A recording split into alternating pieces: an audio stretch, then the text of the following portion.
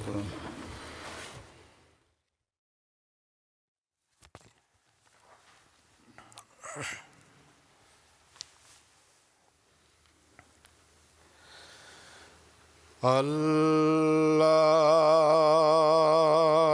أكبر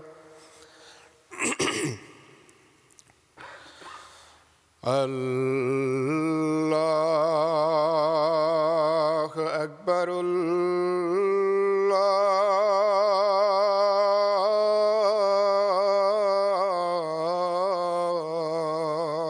أكبر أشهد أن لا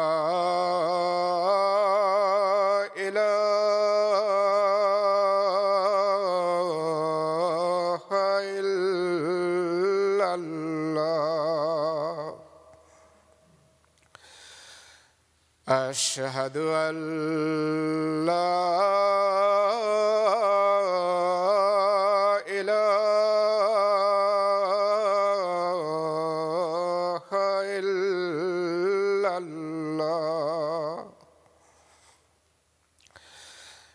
أشهد أن محمدًا رسول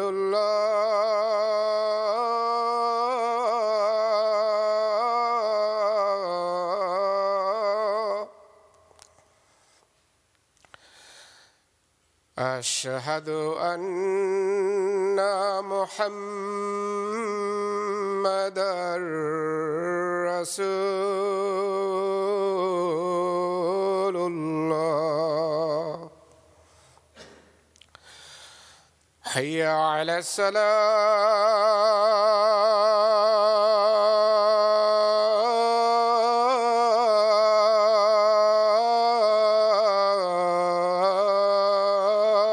الصلاة حي على الصلاة حي على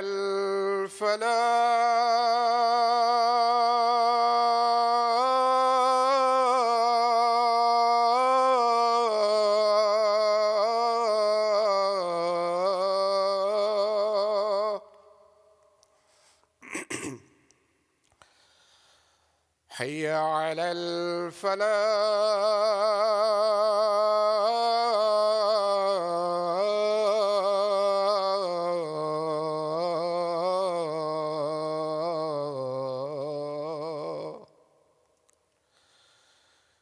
الله أكبر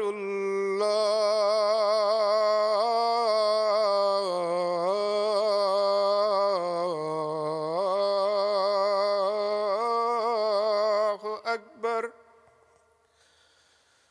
لا إله إلا الله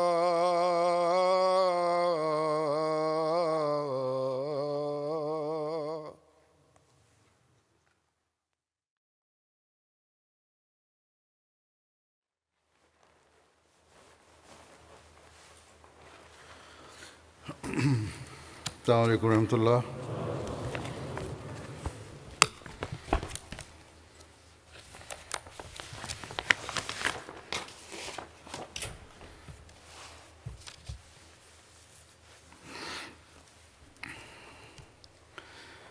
أشهد أن لا إله إلا الله وحده لا شريك له وأشهد أن محمدًا عبده ورسوله أما بعد فأعوذ بالله من الشيطان الرجيم بسم الله الرحمن الرحيم الحمد لله رب العالمين الرحمن الرحيم مالك يوم الدين إياك نعبد وإياك نستعين اهدنا الصراط المستقيم صراط الذين أنعمت عليهم غير المغضوب عليهم ولا الضالين.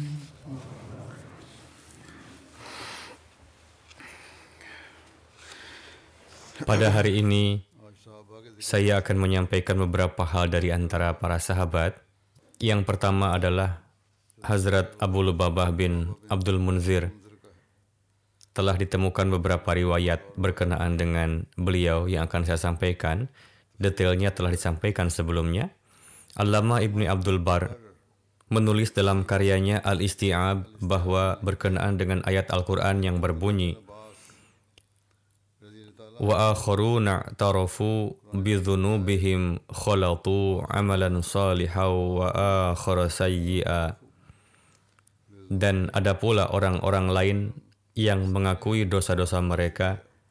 Mereka mencampur baurkan pekerjaan yang baik dengan pekerjaan lain yang buruk. Hadrat Abdullah bin Abbas bersabda bahwa ayat ini diturunkan berkenaan dengan Abu Lubabah dan 7, 8, atau 9 orang bersamanya. Mereka tidak ikut serta dalam perang Tabuk. Kemudian mereka merasa malu dan bertobat di hadapan Tuhan, lalu mengikatkan diri pada tiang. Perbuatan baik mereka adalah tobat, dan perbuatan buruk mereka adalah menghindari dari jihad. Diriwayatkan dari Mujammi bin Jariyah bahwa Hazrat Khansa binti Khidam menikah dengan Hadrat Unais bin Qatadah ketika beliau syahid pada hari perang Uhud. Kemudian ayah Hazrat Khansa binti Khidam menikahkannya dengan seorang pria dari suku Muzaina yang tidak disukainya. Hadrat Khansa datang menemui Rasulullah, lalu Rasulullah membatalkan pernikahannya. Kemudian Hadrat Lubabah menikah dengan Hadrat Khansa, dan darinya terlahir Hadrat Sa'ib bin Abu Lubabah. Diriwayatkan atas Abdul Jabbar bin Ward bahwa saya mendengar dari Ibnu Abi Malikah bahwa beliau biasa mengatakan bahwa Abdullah bin Abi Yazid mengatakan bahwa Hadrat Abu Lubabah melewati kami, lalu kami bersamanya sampai beliau pergi ke rumahnya, dan kami pun ikut masuk ke rumah beliau. Kami melihat seorang laki-laki duduk dengan pakaian lusuh compang-camping.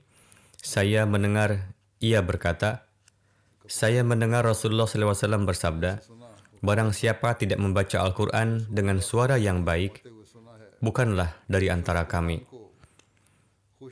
Sahabat selanjutnya adalah Hadrat Abu Dhiyah bin Thabit bin Nu'man. Terdapat satu riwayat bahwa Hadrat Abu Dhiyah pergi bersama Nabi Suci Sallallahu Alaihi Wasallam untuk perang Badar, tetapi ia terluka terkena ujung batu pada tulang keringnya. Karena itu ia kembali dan Rasulullah menyimpan bagiannya yang diperoleh dari perang Badar. Sahabat selanjutnya adalah Hadrat Ansa Maula Rasulullah SAW. Beliau dijuluki Abu Masruh dan sebagian berpendapat bahwa Abu Misrah. Hadrat Ansa lahir di Sarah. Sarah adalah tempat di dekat Yaman dan Abyssinia. Berkenaan dengan hijrahnya, dijelaskan bahwa ketika beliau hijrah ke Madinah, beliau tinggal bersama Hadrat Kulsum bin Al-Hidam. Sedangkan menurut beberapa riwayat, beliau tinggal bersama Hadrat Sa'ad bin Khaysamah. Imam Az-Zuhri meriwayatkan bahwa Rasulullah SAW biasa memberi izin kepada orang-orang untuk mulakat dengan beliau setelah zuhur, dan Hadrat Ansa biasa meminta izin dari Rasulullah untuk orang-orang itu. Tugas beliau untuk mengabarkan tentang para pengunjung kepada Rasulullah SAW ke dalam rumah. उन लोगों के लिए हज़रत Ansar Sahabat selanjutnya Hadrat Mursyad bin Abi Mursyad, Imran bin Minah mengatakan bahwa ketika Abu Mursyad dan putranya Mursyad bin Abi Mursyad hijrah ke Madinah, saat itu mereka berdua tinggal di rumah Hadrat Kulsum bin Hidam. Muhammad bin Umar mengatakan bahwa beliau juga ikut serta dalam perang Uhud dan syahid pada hari Sariyah Raji. Kulsoom बिन हिदम के यहाँ ठहरे।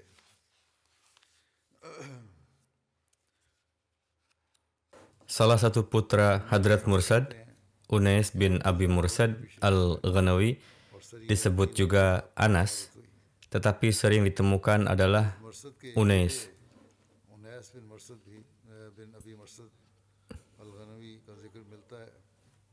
आपको अनस भी कहा जाता है, मगर अनीस अक्सर मिलता है। Beliau ikut serta pada kesempatan Fatah Makkah dan Perang Hunain bersama Rasulullah SAW. Ibni Hajar telah meriwayatkan bahwa Hadrat Mursyad syahid pada bulan Safar 4 Hijriah.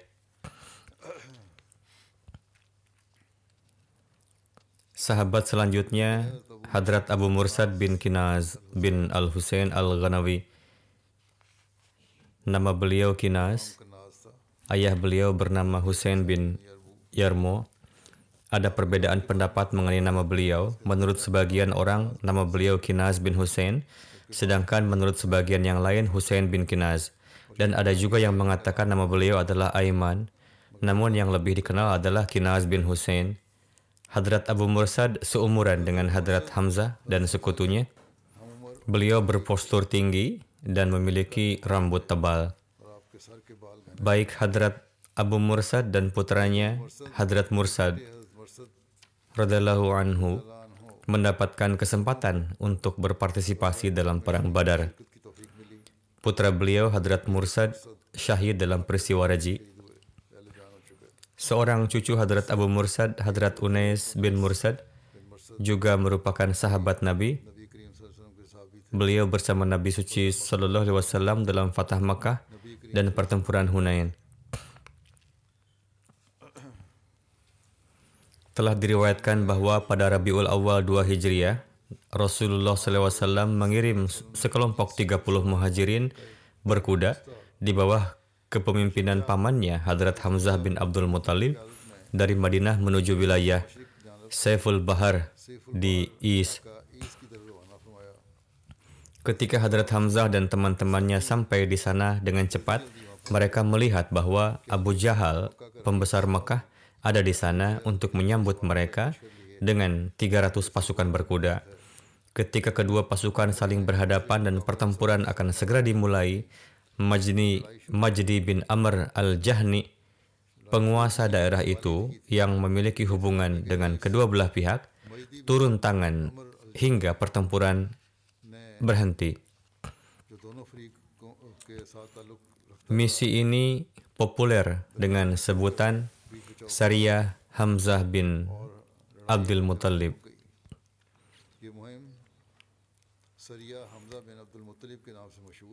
Hadrat Abu Mursyad juga termasuk dalam Sariyah ini. Disebutkan dalam riwayat bahwa Rasulullah SAW mengikatkan bendera pertama ke Hadrat Hamzah, dan dalam Sariyah ini bendera Hadrat Hamzah ini dibawa oleh Hadrat Abu Mursyad radhiyallahu anhu. Sahabat selanjutnya Hadrat Salid bin Qais bin Amr. Hadrat Salid berasal dari Banu Addi bin Najjar, cabang dari suku Khajraj Ansar. Nama ibu Hadrat Salid adalah Hadrat Zaghibah binti Zurarah, yang merupakan saudari Hadrat Asad bin Zurarah. Dinyatakan dalam riwayat bahwa saudara laki-laki Hadrat Khalid bin Walid bin Walid dipenjarakan oleh Hadrat Salid bin Qais pada saat perang Badar. Pada saat Fatah Mekah, bendera suku Bani Mu'zin dari Ansar berada di tangan Hadrat Salid bin Qais. Demikian pula Hadrat Salid memegang panji Bani Ma'zin pada kesempatan Perang Hunain. Pada tahun 13 Hijriah, sedangkan menurut sebagian orang pada awal tahun 14 Hijriah, pada masa kekhalifahan Hadrat Umar, terjadi pertempuran Jisr. Perang ini terjadi antara Muslim dan Persia di wilayah Mojwa, Irak. Hadrat Abu Ubaid bin Mas'ud adalah komandan tentara Muslim dalam perang ini, sehingga perang ini juga disebut pertempuran Jisr. Abi Ubaid. Nama lain dari pertempuran ini adalah pertempuran Maruha, yang merupakan nama sebuah tempat di tepi barat Sungai Efrat. Pertempuran Qasun Natf juga merupakan nama sebuah tempat di dekat Kufah di tepi timur Sungai Efrat. 2.000 orang Iran terbunuh dalam perang ini, sementara menurut beberapa riwayat, 6.000 orang Iran terbunuh. Menurut beberapa riwayat, di pihak Muslim, 1.800 Muslim syahid dalam perang ini, sementara menurut yang lain, 4.000 Muslim syahid, termasuk 70 Ansar dan 22 Muhajir. Hadrat Salid bin Qais juga termasuk di antara para syuhada ini. Menurut beberapa orang, Hadrat Salid bin Qais adalah syahid terakhir dalam pertempuran ini. Menurut beberapa ahli sejarah, generasinya tidak berlanjut, sedangkan sebagian lainnya berpendapat putranya bernama Abdullah bin Salid yang meriwayatkan sebuah riwayat darinya. Menurut riwayat lain, seorang putri beliau bernama Subaitah yang lahir dari rahim putri Sakhila binti Summa. Penulis Asadul Ghabah menulis bahwa generasi anak-anak beliau tidak berlanjut. Abdullah bin Salid bin Qais meriwayatkan dari ayahnya, Hadrat Salid bin Qais, bahwa salah seorang Ansar memiliki sebuah kebun yang di dalamnya terdapat pohon kurma milik orang Ansari lainnya. Dan orang itu biasa datang ke kebun tersebut pada pagi dan sore hari. Rasulullah SAW memerintahkannya untuk memberikan kurma dari pohonnya yang menempel di dinding kebun kepada Ansari, pemilik kebun itu. Sahabat selanjutnya adalah Hadrat Mujazir bin Ziyad.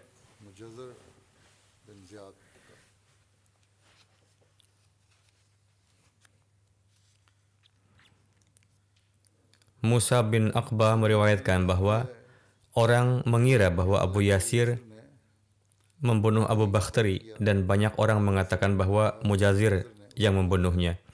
Hadrat Mujazir telah membunuh Suaid bin Samit pada zaman jahiliyah dan pembunuhan ini memicu perang Bu'as.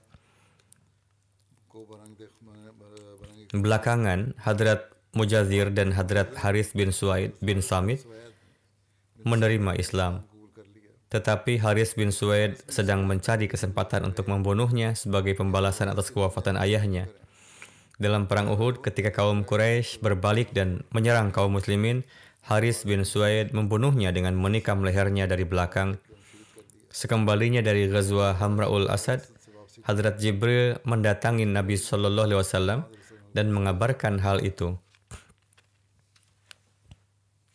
Haris bin Suaid telah membunuh Mujazir bin Ziyad dengan penipuan dan memerintahkan Nabi Suci untuk membunuh Haris bin Suaid sebagai balasan Mujazir bin Ziyad. Rasulullah SAW mengunjungi Qabah pada hari yang sangat panas.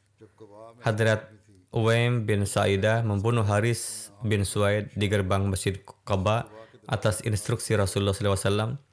Riwayat ini dari Tabaqatul Kubra.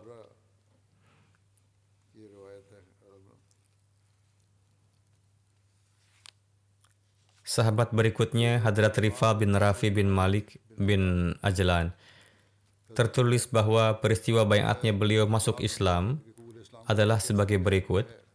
Mu'ad bin Rifa meriwayatkan dari ayahnya bahwa Hadrat Rifa bin Rafi dan sepupunya Hadrat Mu'ad bin Afra pergi keluar dan tiba di Mekah. Ketika turun dari Bukit Saniyah, beliau melihat seorang pria tengah duduk di bawah pohon. Menurut perawi, kejadian ini sebelum kepergian 6 orang Ansar, yaitu kejadian sebelum Baiat Aqabah pertama. Dikatakan bahwa ketika kami melihat orang ini, ternyata beliau adalah Rasulullah SAW. Kami mengatakan,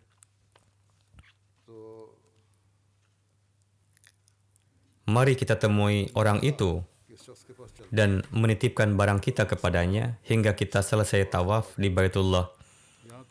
Kami menyapa Rasulullah menurut kebiasaan jahiliyah, tetapi beliau membalas sapaan tersebut dengan cara Islami. Dan kami mengatakan bahwa kami telah mendengar tentang Nabi yang mendakwakan diri di Mekah, namun kami tidak mengenali Anda. Kami bertanya kepada Rasulullah, siapa Anda? Rasulullah bersabda, silahkan Anda turun. Lalu kami turun dan bertanya, di mana orang yang mendakwakan diri sebagai Nabi? Dan mengatakan bahwa apapun yang dia katakan, yaitu apapun yang dia dakwakan, dia katakan tentang pendakwaannya. Rasulullah bersabda, sayalah. Kemudian mereka berkata, mohon beritahukan tentang Islam. Kemudian Rasulullah SAW memberitahu kami tentang Islam dan bertanya, siapa yang menciptakan langit, bumi, dan gunung? Kami menjawab, Allah lah yang menciptakan mereka. Rasulullah SAW bertanya, siapa yang telah menciptakan kalian? Kami mengatakan Allah Ta'ala. Rasulullah SAW bertanya, siapa yang menciptakan berhala-berhala yang kamu sembah ini? Kami mengatakan, kami telah membuatnya sendiri. Rasulullah SAW bertanya, lantas apakah pencipta lebih berhak disembah atau mereka yang diciptakan? Berarti kalian lebih berhak disembah, karena kalian yang telah menciptakan berhala ini. Aku menyeru kepada ibadah dan kepada Allah dan bersaksi atasnya bahwa tidak ada sembahan lain selain Allah.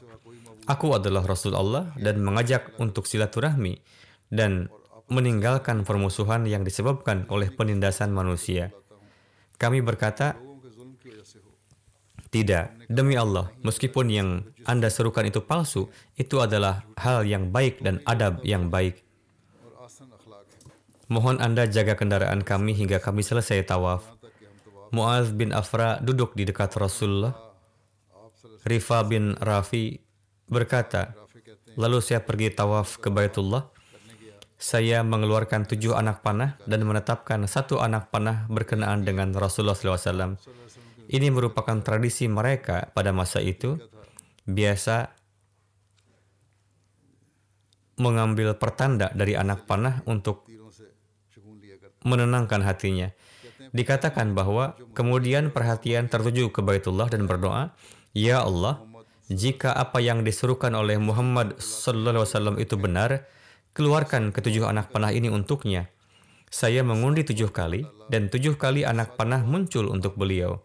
Saya mengucapkan syahadat dengan keras, lalu orang-orang berkumpul di sekitar saya dan berkata, orang ini gila, dia telah menjadi sabi. Saya katakan, tidak, saya percaya bahwa dia, yakni Rasulullah, adalah orang yang beriman. Kemudian saya naik ke dataran tinggi Mekah.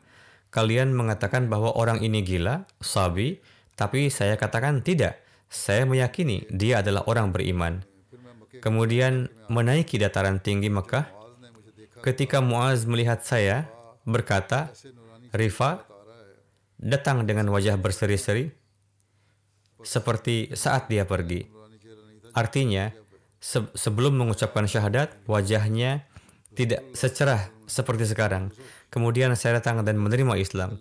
Rasulullah membacakan kepada kami surah Yusuf dan Iqra bismi rabbikal ladzi khalaq. Lalu kami kembali. Hadrat Rifa bin Rafi meriwayatkan bahwa mata saya terkena anak panah pada hari Badar yang menyebabkan mata saya terluka. Lalu Rasulullah SAW mengoleskan air liurnya di mata saya dan berdoa untuk saya. Berkat itu saya tidak menderita karenanya. Menurut riwayat lain, pada hari Perang Badar, anak panah itu tidak mengenai Hadrat Rifa bin Rafi, melainkan mata ayahnya, Rafi bin Malik. Allah Ta'ala lebih mengetahui, namun hasilnya beliau tidak merasakan sakit lagi. Hadrat Rifa bin Rafi mengatakan bahwa Rasulullah SAW tengah duduk di masjid, kami pun bersama dengan beliau. Kemudian ada seorang laki-laki yang nampaknya orang Badui masuk masjid lalu salat. Kemudian ia berbalik dan menyalami Nabi Sallallahu Alaihi Wasallam. Beliau menjawab salam dan berkata kepadanya, kembalilah dan ulangi salatmu karena kamu belum salat. Maka orang itu mengulangi lagi salatnya seperti yang dilakukannya pertama tadi. Lalu datang menghadap kepada Nabi SAW dan memberi salam. Namun beliau kembali menjawab salam dan berkata, kembalilah dan ulangi salatmu karena kamu belum salat. Beliau memerintahkan orang ini 2 sampai 3 kali. Setiap kali ia datang menghadap Rasulullah dan menyalami, beliau menjawab salam dan bersabda, kembalilah dan salat lagi karena kamu belum salat. Maka orang-orang menjadi khawatir dan mereka takut bahwa orang yang salatnya tidak sesuai maka tidak terhitung sebagai salat sama sekali. Orang-orang yang duduk di sana saat itu merasa khawatir akan hal itu. Artinya salat yang ringan bukanlah salat sama sekali. Kita pun harus mengevaluasi diri akan hal ini. Hingga akhirnya laki-laki tersebut berkata, maka ajarkanlah saya. Saya juga insan. Hanya bisa berusaha dan bisa melakukan kesalahan. Beliau lantas bersabda, baiklah, ketika kamu beriradah untuk salat, maka berwudulah terlebih dulu, sebagaimana yang telah Allah perintahkan padamu. Lalu jika kamu hafal sebagian ayat Al-Quran, bacalah itu. Jika tidak, ucapkanlah Alhamdulillah, Allahu Akbar, La ilaha illallah. Kemudian rukuklah sampai benar-benar rukuk dengan tumaninah atau tenang. Lalu bangkitlah dari ruku hingga kamu berdiri tegak. Lalu sujudlah sampai hingga benar-benar tumaninah. Lalu angkat kepalamu untuk duduk hingga benar-benar duduk dengan tumaninah. Jika kamu melakukannya seperti itu, berarti salat kamu sudah lengkap. Namun jika kamu menguranginya, berarti kamu telah mengurangi sebanyak itu dari antara salat. Diriwayatkan oleh Hadrat Rifa bin Rafi bahwa dia sedang duduk di dekat Rasulullah SAW dan Rasul bersabda, salat seseorang tidak lengkap hingga dia melakukan wudhu lengkap seperti yang diperintahkan oleh Allah. Basuhlah wajahmu dan kedua tanganmu hingga sikut dan usaplah kepalamu dan basuhlah kedua kakimu hingga mata kaki. Dalam riwayat lain, diriwayatkan dari Hadrat Rifa bin Rafi bahwa ia berkata, ketika Anda berdiri dan menghadap kiblat, ucapkan Allahu Akbar dan bacalah surah Al-Fatihah dan bacalah Al-Quran sebanyak yang Allah kehendaki, sebanyak yang Anda ingat atau ingin membacanya. Ketika Anda ruku, letakkan kedua telapak tangan Anda di kedua lutut Anda, lalu luruskanlah punggung Anda. Dan beliau berkata, ketika Anda sujud, sujud dengan tumaninah, dan ketika Anda mengangkat kepala, duduklah di atas paha sebelah kiri. Sahabat berikutnya adalah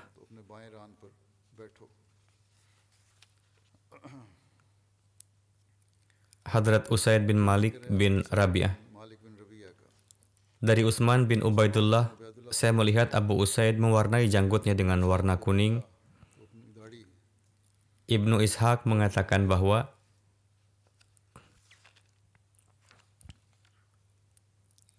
Abu Usaid bin Malik bin Rabi'ah ikut serta pada perang Badar.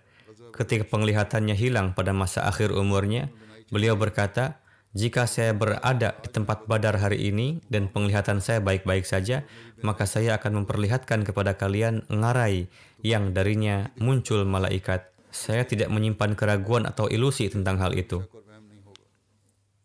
Diriwayatkan oleh Abu Usaid bin Malik bin Rabi'ah Sa'idi, dia berkata, kami sedang duduk bersama Rasulullah SAW. Saat itu seorang pria dari Bani Salma mendatangi beliau dan berkata, wahai Rasulullah, kedua orang tua saya telah meninggal. Perlakuan baik apa yang bisa dilakukan kepada orang tua yang telah wafat? Rasulullah SAW berkata, ya, mendoakan mereka dan meminta pengampunan untuk mereka, memenuhi janji mereka sepeninggal mereka, bersilaturahmi kepada kerabat mereka, jalinlah hubungan dengan mereka, menghormati teman-teman mereka. Dengan cara ini, ganjaran akan terus mengalir kepada almarhum orang tua. Ganjaran akan terus mengalir kepada ruh mereka dan akan menjadi sarana pengampunan bagi mereka. Diriwayatkan oleh Malik bin Rabi'ah, saya mendengar Rasulullah SAW mengatakan, ya Allah, ampunilah mereka yang mencukur rambutnya. Lalu seseorang berkata, dan juga mereka yang memotong rambutnya. Maka beliau SAW bersabda, untuk ketiga dan keempat kalinya, dan mereka yang memotong rambutnya. Saya juga mencukur kepala saya hari itu. Begitu besarnya kegembiraan yang saya rasa saat itu sehingga tidak akan saya rasakan bahkan jika saya memiliki unta merah atau kekayaan yang banyak. Utsman bin Arkam meriwayatkan dari ayahnya bahwa Rasulullah SAW berkata pada hari Badar, tinggalkanlah harta ghanimah yang kamu miliki. Lalu Hadrat Abu Usaid As-Sa'idi Abu सैद सादी ने meletakkan pedang. आयजुल मरजुबान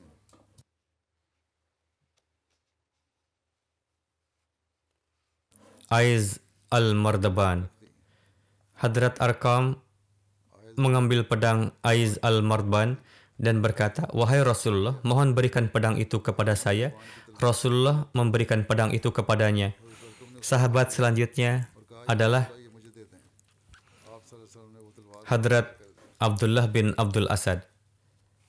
Dalam satu riwayat dikatakan bahwa Muhammad bin Amara mengatakan bahwa एक रिवायत में है कि मोहम्मद बिन dia antara mereka yang hijrah dari Makkah dan Madinah.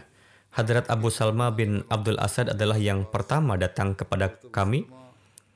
Beliau datang di Madinah pada 10 Muharram, sedangkan Rasulullah tiba di Madinah pada 12 Rabiul Awal. 12 रबीउल अव्वल को Medina Terdapat selisih 2 bulan antara muhajirin yang datang pertama dan tinggal bersama Bani Amr bin Auf dengan muhajirin yang datang terakhir. 2 महीनों का फर्क है। Hadrat Ummi Salma meriwayatkan bahwa ketika Hadrat Abu Salma hijrah ke Madinah, beliau tinggal bersama Hadrat Mubashir bin Abdul Munzir di Quba.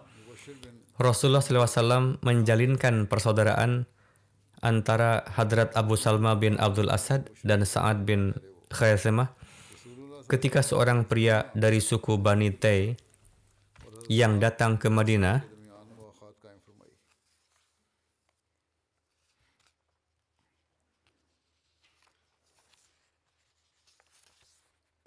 untuk menemui keponakannya, memberitahu Rasulullah SAW bahwa anak-anak Khuwailid, Tulaiha, dan Salma sedang mengembara di antara orang-orang dan sekutu mereka, menghasut kaumnya dan orang-orang untuk berperang melawan Rasulullah SAW.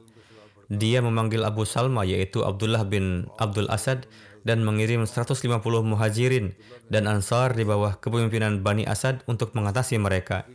Dia menyiapkan bendera untuk mereka dan mengutus orang yang telah memberitahu mereka tentang Bani Asad sebagai pemimpin.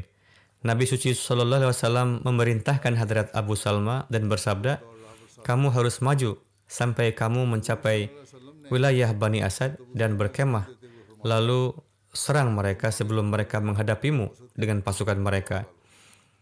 और इससे पहले कि वो अपने Atas perintah ini, Hadrat Abu Salma melakukan perjalanan dengan sangat cepat siang dan malam dan pergi dengan rute yang tidak biasa agar secara tiba-tiba dapat mencapai Bani Asad sebelum mereka mendapatkan kabar kedatangan pasukan. Akhirnya ketika berjalan mereka sampai di mata air Bani Asad dan mereka menyerang sebuah kandang ternak dan menangkap 3 penggembala mereka. Semua yang lain berhasil melarikan diri menyelamatkan nyawa mereka. Hadrat Abu Salma membagi pasukannya menjadi 3 bagian dan menyimpan 1 bagian untuk dirinya sendiri dan mengirim 2 yang lainnya ke berbagai arah. Mereka menangkap beberapa unta dan kambing-kambing lainnya, namun tidak dapat menangkap 1 orang pun. Setelah itu, Hadrat Abu Salma pulang ke Madinah. Ini adalah referensi dari Siratul Halbiyah. सीरतुल हरबिया का हवाला है। Amr bin Salma menuturkan bahwa Hadrat Abu Salma ikut serta dalam perang Badar dan Uhud, dan Abu Usama Jawshami और अबू Usama melukai beliau pada perang Uhud. Dia menusuk lengan Hadrat Abu Salma dengan tombak kecil. Hadrat Abu Salma terus merawat luka tersebut selama 1 bulan, yang secara zahir nampak membaik, lukanya sembuh, dan tidak diketahui oleh siapapun keparahannya. Pada bulan ke-35 setelah hijrah, di bulan Muharram, Hadrat Rasulullah SAW mengutus beliau dalam sebuah ekspedisi ke Qatan, wilayah Banu Asad. Diriwayatkan mengenai Qatan bahwa ini adalah sebuah pegunungan di antara Unaizah, Najd, dan Khaybar yang di sebelah utaranya Banu Asad tinggal. Beliau kembali setelah berada di luar Madinah lebih dari 10 malam. Luka beliau menjadi parah dan beliau sakit. Lalu beliau wafat pada tanggal 3 Jumadil Akhir tahun 4 Hijriah. जुमादिल आखिर 4 हिजरी को वफात पा गए। Diriwayatkan dari Abu Qilabah bahwa Yang Mulia Nabi Shallallahu Alaihi Wasallam datang untuk menjenguk Hadrat Abul Salma bin Abdul Asad. Ruh beliau pergi bersamaan dengan kedatangan Rasulullah SAW. Perawi menuturkan bahwa atas hal itu para wanita di sana mengatakan sesuatu hal. Maka Hadrat Rasulullah SAW berkata, hentikanlah. Janganlah berdoa untuk jiwamu kecuali yang baik, karena para malaikat hadir bersama jenazah. Atau beliau bersabda, bersama keluarga jenazah. Para malaikat mengaminkan doa mereka. Oleh karena itu, janganlah berdoa untuk diri sendiri kecuali untuk kebaikan. Tangisan dan ratapan ini hendaknya jangan dilakukan. Kemudian Rasulullah SAW bersabda, Ya Allah, lapangkanlah bagi beliau kuburnya dan terangilah bagi beliau di dalamnya. Tambahkanlah nur beliau dan ampunilah dosa-dosa beliau. Ya Allah, tinggikanlah derajat beliau di antara orang-orang yang telah mendapatkan petunjuk. Jadikanlah penerus beliau di antara orang-orang yang beliau tinggalkan. Ampunilah kami dan beliau, wahai Rabb semesta alam. Kemudian beliau SAW bersabda, ketika ruh keluar, ia meninggalkan tatapan. Apakah kalian tidak melihat matanya masih terbuka?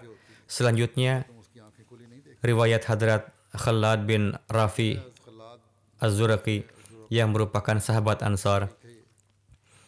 Hadrat Khalad bin Rafi berasal dari Ajlan, yang merupakan cabang dari kabilah Ansar, Banu Khajraj. Nama ibunda beliau adalah Ummu Malik binti Ubay bin Malik. Putra beliau bernama Yahya, yang lahir dari rahim Ummu Rafi binti Utsman bin Khaldah. Semua putra beliau meninggal. Demikianlah yang tertulis di awal. Sebagaimana telah disampaikan sebuah riwayat mengenai salat di mana Hadrat Rasulullah SAW memerintahkan kepada seseorang untuk mengulanginya salat 2 kali hingga 3 kali. Terdapat riwayat dalam Sahih Bukhari bahwa diriwayatkan dari Hadrat Abu Hurairah bahwa Rasulullah SAW datang ke masjid. Tidak berapa lama, seseorang datang dan melaksanakan salat. Kemudian ia menyampaikan salam kepada Hadrat Rasulullah. Rasulullah menjawab salam dan bersabda, kembalilah dan laksanakanlah salat. Demikian juga untuk kedua kalinya, Rasulullah menyuruhnya kembali dan bersabda, kembalilah dan laksanakanlah salat. Sebagaimana telah disampaikan sebelumnya, kemudian orang itu berkata, demi zat yang telah mengutus Anda dengan kebenaran, saya tidak bisa melaksanakan salat yang lebih baik dari ini. Oleh karena itu, ajarilah saya. Rasulullah bersabda, ketika berdiri untuk salat, maka ucapkanlah Allahu Akbar, kemudian bacalah ayat-ayat yang tersedia dari Al-Quran, kemudian rukuklah, yakni ayat-ayat yang tersedia setelah surah Al-Fatihah, hingga kamu merasa tentram dalam ruku. Kemudian angkatlah kepala hingga kamu berdiri dengan tumaninah. Lalu bersujudlah hingga kamu merasa tentram dalam sujud. Kemudian angkatlah kepala hingga tumaninah.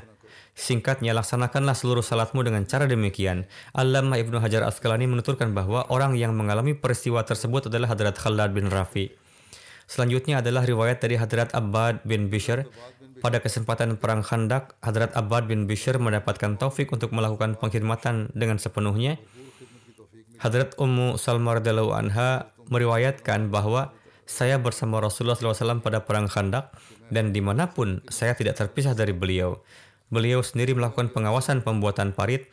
Kami sangat kedinginan. Saya tengah melihat beliau SAW ketika beliau bangun dan kami melaksanakan salat di tenda masing-masing sebanyak yang Allah Ta'ala kehendaki. Kemudian Rasulullah keluar dan saya melihat beliau melayangkan pandangan untuk beberapa saat. Saya mendengar beliau bersabda, mereka adalah para penunggang kuda orang-orang musyrik yang sedang mengitari parit. Siapa yang akan melihat mereka? Kemudian Rasulullah memanggil, wahai Abbad bin Bishr. Hadrat Abbad menjawab, saya hadir. Rasulullah bertanya, apakah bersamamu ada yang lain juga? Beliau menjawab, ya, saya bersama dengan beberapa teman saya. Kami berada di sekeliling tenda Anda. Rasulullah bersabda, pergilah bersama teman-temanmu dan kelilingilah parit. Mereka adalah beberapa orang penunggang kuda orang-orang musyrik yang sedang mengitari kalian dan berkeinginan untuk menyerang kalian ketika kalian lengah. Kemudian Rasulullah berdoa, ya Allah, jauhkanlah kejahatan mereka dari kami dan tolonglah kami dalam menghadapi mereka dan kalahkanlah mereka. Tidak ada yang dapat mengalahkan mereka selain Engkau. Kemudian Hadrat Abbad bin Bishr pergi bersama teman-temannya dan melihat Abu Sufyan sedang bersama beberapa penunggang kuda orang-orang musyrik. Dia sedang mengitari tempat yang sempit di parit dan orang-orang Islam yang sedang duduk di tepi parit itu menyadari kehadiran mereka. Orang-orang Islam menghujani mereka dengan batu dan anak panah. Kemudian kami juga berhenti bersama mereka dan kami memanah mereka hingga kami memaksa orang-orang musyrik itu untuk menyingkir dari posisi mereka dengan memanah mereka.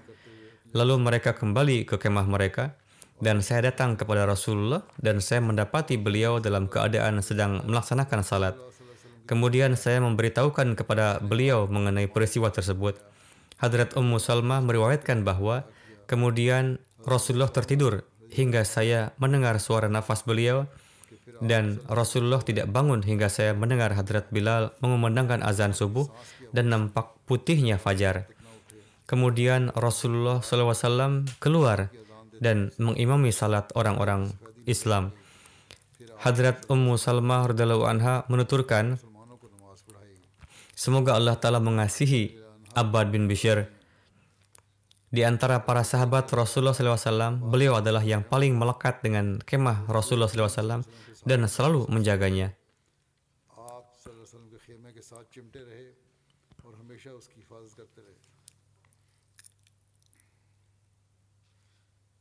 Hadrat Aisyah radhiyallahu anha menuturkan, ada 3 orang dari kalangan Ansar yang tidak dapat dipersoalkan lagi keunggulannya, yaitu Hadrat Usaid bin Hudair, Hadrat Sa'ad bin Mu'az, dan Hadrat Abbad bin Bishr. Terdapat riwayat mengenai pergantian arah kiblat.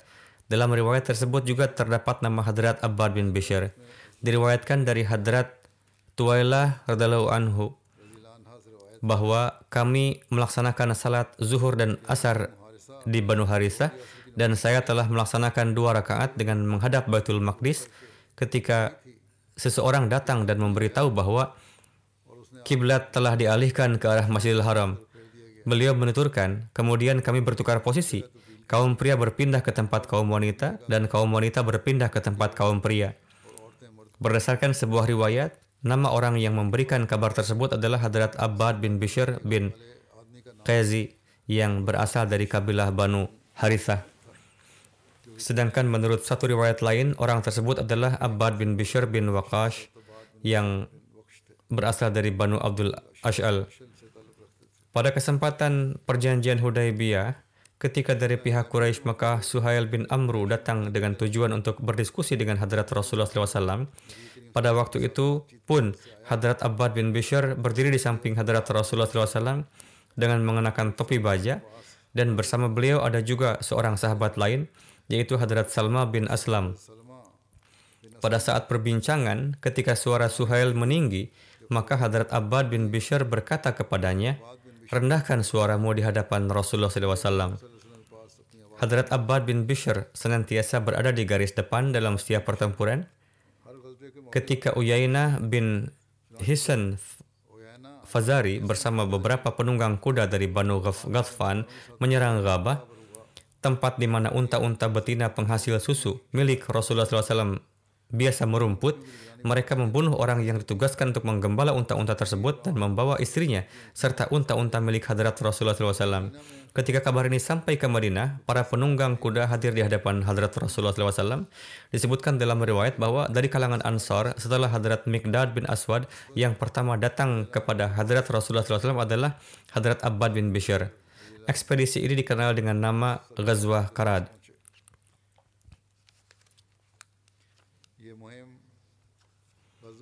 Rinciannya juga terdapat dalam Sahih Bukhari. Diriwayatkan dari Yazid bin Abi Ubais bahwa beliau berkata, saya mendengar dari Hadrat Salamah bin Aqwa bahwa sebelum azan subuh saya keluar dari Madinah dan pergi menuju Ghabah. Unta-unta betina penghasil susu milik Rasulullah sedang merumput di Dzikard. Beliau menuturkan, saya bertemu dengan seorang putra Abdurrahman bin Auf di jalan. Dia mengatakan bahwa unta-unta milik Rasulullah telah dirampas. Saya bertanya, siapa yang telah merampasnya? Ia mengatakan orang-orang Ghatfan. Beliau menuturkan, mendengar ini saya berteriak 3 kali hingga terdengar oleh mereka yang berada di antara 2 bukit berbatu Madinah. Lalu saya berlari lintang pungkang hingga berhasil mengejar para perompak itu. Mereka sedang memberi minum hewan-hewan. Saya memanahi mereka dan saya adalah seorang pemanah yang ulung. Saya melantunkan syair pertempuran berikut. Aku adalah putra Aqwa. Hari ini adalah hari di mana akan diketahui siapa yang telah disusui oleh mereka para pemerah susu. Dan saya melantunkan syair pertempuran ini dengan nada kemarahan hingga saya membebaskan semua unta penghasil susu ini dari mereka dan juga merampas 30 kain cadar dari mereka. Beliau menuturkan, ketika saya dalam situasi demikian, datanglah Hadrat Rasulullah SAW bersama yang lainnya. Saya berkata, wahai Nabi Allah, saya tidak membiarkan mereka meminum air dan mereka kehausan. Sekarang kirimkanlah pasukan ke arah mereka. Rasulullah SAW bersabda, wahai putra Aqwa, engkau telah mengatasi mereka, oleh karena itu bersantailah. Hadrat Aqwa menuturkan, lalu kami kembali dan Rasulullah SAW mendudukkan saya di belakang beliau, di atas unta beliau, dan kami memasuki Madinah dengan kondisi demikian. Selanjutnya, riwayat dari Hadrat Hatib bin Abi Balta. Beliau wafat di Madinah pada 30 Hijriah, di usia 65 tahun. Hadrat Utsman bin Affan memimpin salat jenazah beliau. Tertulis lebih lanjut berkenaan dengan beliau bahwa Hadrat Abu Bakar radhiyallahu anhu mengutus beliau ke Mesir untuk menemui Muqawqas dan menyusun sebuah perjanjian yang tetap berlaku bagi kedua belah pihak hingga serangan Hadrat Amr bin As ke Mesir. Hadrat Hatib memiliki postur tubuh yang indah. Beliau berjanggut tipis, leher beliau membungkuk, berperawakan cenderung pendek, dan memiliki jari-jari yang besar. Diriwayatkan dari Yakub bin Utbah bahwa Hadrat Habib bin Abi Balta meninggalkan 4.000 dinar dan dirham pada hari kewafatannya. Beliau pedagang biji-bijian dan sebagainya, dan beliau meninggalkan warisannya di Madinah. Diriwayatkan dari Hadrat Jabir bahwa suatu kali hamba sahaya dari Hadrat Hatib datang kepada Hadrat Rasulullah SAW untuk mengadukan beliau. Hamba sahaya itu mengatakan, wahai Rasulullah, Hatib pasti masuk neraka. Atas hal itu Rasulullah bersabda, engkau telah berdusta. Dia sama sekali tidak akan masuk ke dalamnya, karena dia ikut serta dalam perang Badar dan perjanjian Hudaybiyah. Hadrat Sa'id bin Musayyab menuturkan bahwa Hadrat Umar lewat di hadapan Hadrat Hatib bin Abi Balta.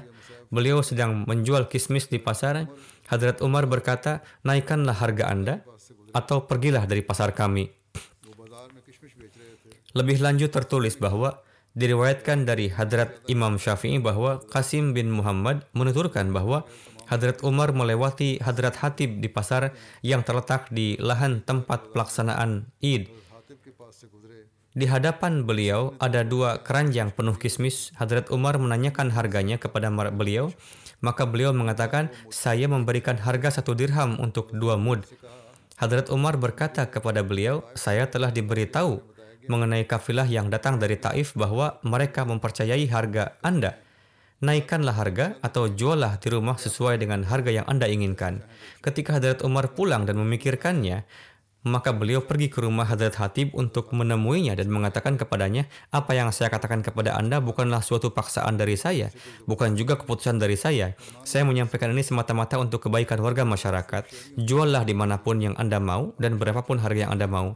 Hadrat Muslim Maud bersabda berkenaan dengan hal ini bahwa sejak zaman Rasulullah SAW, pemerintahan Islam telah mengontrol harga-harga di Madinah Munawwarah.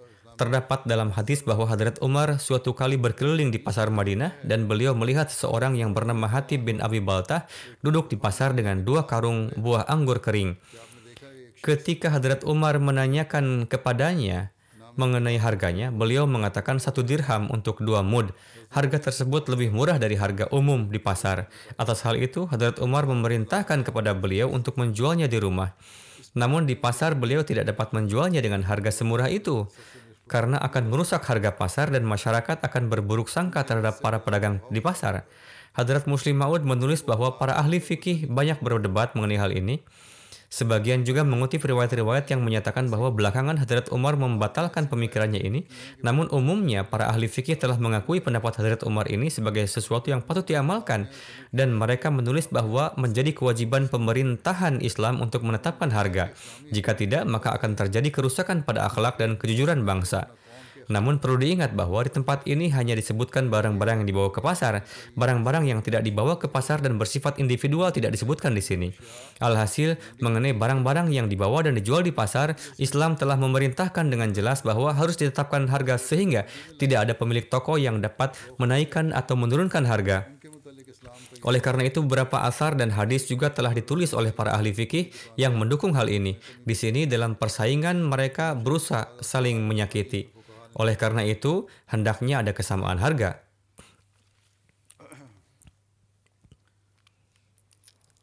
Saat kepulangan dari perang Banu Mustalik pada 5 Hijriah, Rasulullah SAW melewati Naqi. Di sana beliau melihat satu area yang luas dan rerumputan dan memiliki banyak sumur. Maka Rasulullah bertanya mengenai air di sumur-sumur tersebut. Dijawab bahwa, wahai Rasulullah, ketika kami memuji sumur-sumur ini, airnya akan berkurang dan sumur-sumur ini menjadi kering. Atas hal ini, Hadrat Rasulullah memerintahkan Hadrat Hatib bin Abi Baltah untuk menggali sebuah sumur. Rasulullah memerintahkan supaya Naqi dijadikan tempat penggembalaan. Beliau menetapkan Hadrat Bilal bin Haris Muzni sebagai pengawasnya.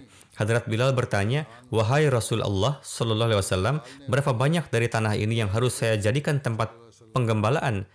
Rasulullah SAW bersabda, ketika fajar menyingsing, perintahkanlah seorang yang bersuara lantang untuk berdiri. Dalam kegelapan malam, suara terdengar hingga jauh. Oleh karena itu, saat fajar menyingsing, perintahkanlah seseorang untuk berdiri di atas sebuah bukit yang bernama Makmal, sejauh suara orang itu dapat sampai. Bagian itulah yang hendaknya dijadikan sebagai tempat penggembalaan kuda-kuda dan unta-unta kaum muslimin, yang dengannya mereka dapat melakukan jihad, yakni kuda dan unta milik umat Islam yang digunakan untuk berjihad akan merumput di sana. Hadrat Bilal bertanya, ya Rasulullah SAW, bagaimana pendapat Anda mengenai hewan lainnya milik orang-orang Islam? Rasulullah berkata, hewan-hewan itu tidak akan merumput di sana. Hanya hewan-hewan yang digunakan untuk jihad yang dapat merumput di tempat tersebut. Sisanya, silahkan merumput di tempat penggembalaan masing-masing. Hadrat Bilal bertanya, wahai Rasulullah SAW, bagaimana pendapat Anda mengenai para pria dan wanita yang lemah, yang memiliki sedikit domba dan kambing, dan tidak memiliki kekuatan untuk memindahkannya? Rasulullah SAW bersabda, lepaskan mereka dan biarkan mereka merumput. Orang-orang miskin yang memiliki sedikit harta, tentu saja biarkan mereka menggembala di sana.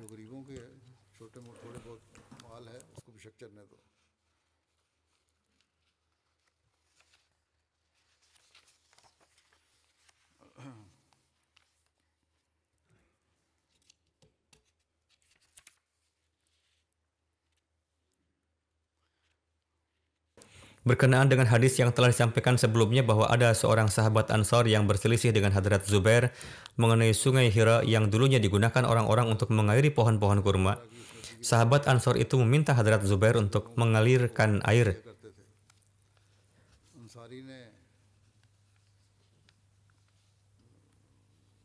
Namun Hadrat Zubair tidak menuruti.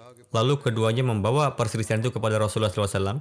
Hadrat Rasulullah bersabda kepada Hadrat Zubair, Zubair, siramilah pohon-pohonmu, lalu alirkanlah air untuk tentanggamu. Sahabat Ansor itu marah dan berkata, Anda memutuskan seperti ini karena dia adalah anak dari bibi Anda. Atas hal itu, raut wajah Hadrat Rasulullah berubah dan bersabda, Zubair, siramilah pohon-pohonmu, lalu bendunglah air hingga memenuhi dinding tempat penampunganmu. Hadrat Zubair berkata, demi Allah, saya memahami bahwa pada saat itulah ayat ini diturunkan bahwa, demi Allah, mereka tidak akan menjadi mukmin selama mereka tidak menaatimu dalam hal-hal yang mereka perselisihkan di antara mereka. Ini adalah riwayat dari Bukhari. Terdapat perbedaan dalam kitab-kitab tafsir berkenaan dengan sahabat Ansar yang disebutkan dalam hadis ini. Dalam tafsir Qurtubi menurut Makki dan Nahas tertulis bahwa sahabat Ansar tersebut adalah Hadrat Hatib bin Abi Baltah. Inilah yang ingin saya sampaikan pada hari ini. Masih ada sedikit yang tersisa, insya Allah saya akan sampaikan di masa yang akan datang.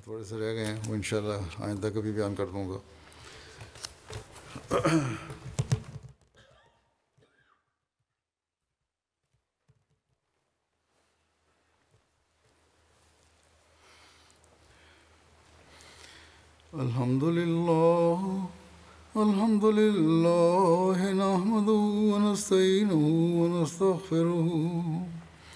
ونؤمن به ونتوكل عليه ونعوذ بالله من